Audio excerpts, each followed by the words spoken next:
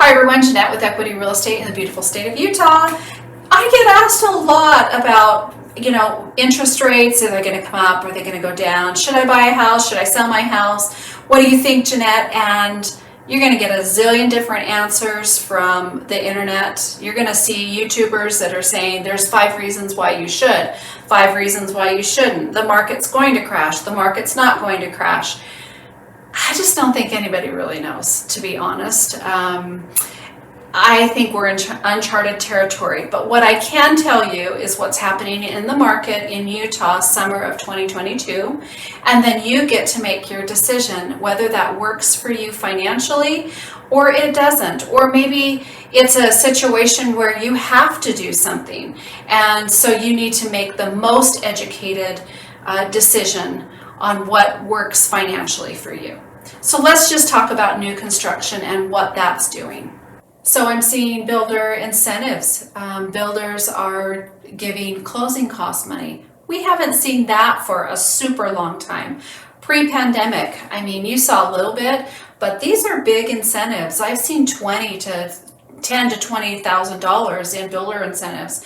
You use those for closing costs. Or a rate buy down. So your loan officer can explain better what a rate buy down is. There's usually a fixed, or you can do a 2-1 buy down, where you buy the interest rate down temporarily. But these are big incentives. I've seen builders start to lower the homes that are out on the market, their new builds. These are spec homes. I've seen reductions from $10,000 up to $40,000. So what does that tell you? That their prices were inflated because of the demand. And buyers kind of stepped back a little bit, and homes are staying on the market a little longer. And so are builders' homes staying on the market a little longer. Do you remember the lists that they had? You got on a waiting list, and then if your name come up, because there was 52 people ahead of you, right? So you were put on a list, and then they got rid of the list, and then they did highest and best. So now you were in a bidding war with the builder and the other buyers that wanted that same house. And now we're seeing spec homes, a lot of spec homes from builders come up on the market that are starting to sit. So sellers now, right this summer, are letting buyers do due diligence. There isn't that frenzy, so it wasn't, oh, I'm going to waive my due diligence, I'm going to waive my inspection, I'm going to waive my appraisal, I'm going to waive my financing, and I'm just going to buy this house no matter what. We're not seeing that right now. We're not seeing that. Because of the back off of the buyers, sellers' homes are sitting on the market a little longer. They're not getting multiple offers. Not everyone is getting multiple offers. So they have an offer come in, and that offer says, hey, this sale is based on financing. This sale is going to be based on the appraisal.